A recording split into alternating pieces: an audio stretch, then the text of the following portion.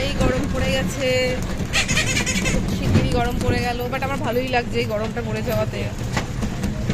ঘরে আটকা ছিলাম মেয়ের জন্য, একটা কারণে বেরোনোর সুযোগ হলো, সেটা হচ্ছে এই যে আমার বিচ্ছু ছেলের ফুটবল ক্লাসের জন্য ভর্তি হয়েছে। বলে এবার কি বলবি?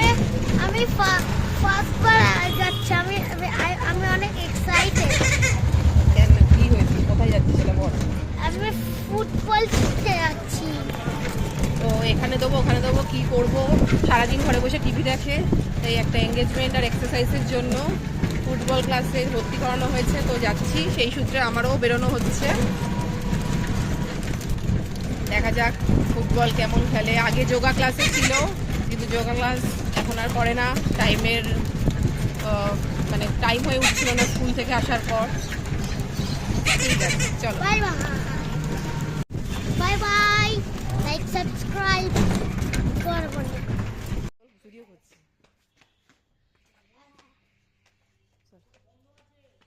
এ মা, আজকে বন্ধ? আজকে জানতাম না তো, ও কালকে ভর্তি হয়েছিল ফার্স্ট ক্লাস, আজকে বলেছিল।